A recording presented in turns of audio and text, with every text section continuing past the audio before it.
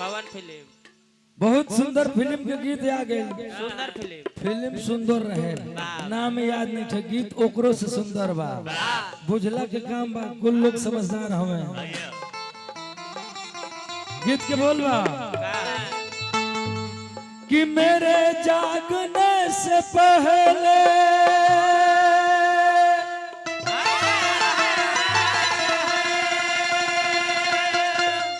और हाय रे मेरी किस्मत,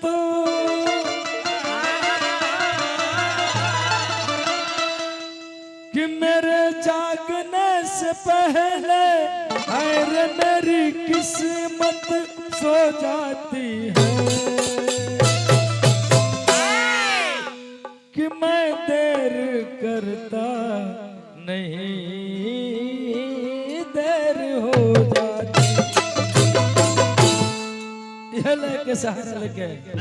मनोज भैया कहले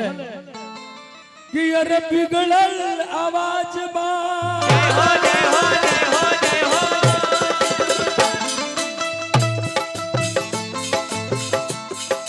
बिगड़ल आवाज बा,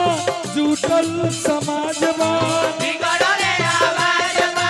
झूठल समाज बा, बिगड़ल आवाज बा, झूठल समाज बा, बिगड़ल आवाज बा, झूठल समाज बा, सुधार के परी ए मैया सरगम सदावे गौरा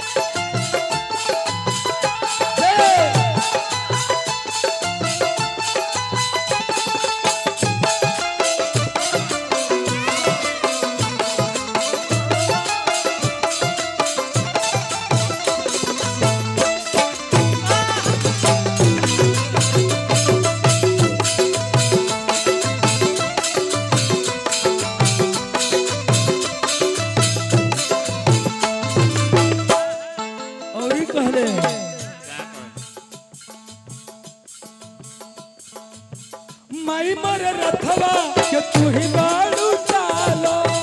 माई मर रथवा के तू ही बाड़ू चालो, माई हम कुछ न बानी, सामने मनोज भाई बैठल हवे, खोइची लेके बैठल हवे, उनकर खोइची गोली से ज्यादा मार करेला, काटे में तलवारियों से तेज बा। माई मोर रथवा के तू ही बाड़ू, माई मोर रथवा के तू ही बाड़ू चालो, माई मोर रथवा के तू ही बाड़ू चालो, माई मोर रथवा के तू ही बाड़ू चालो, हम तोर गोदिया में खेले वाला बालो, हम तोर गोदिया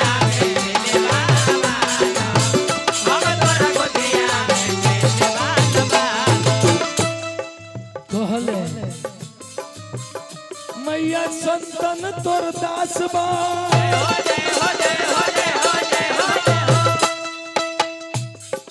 और जी भी खास बा,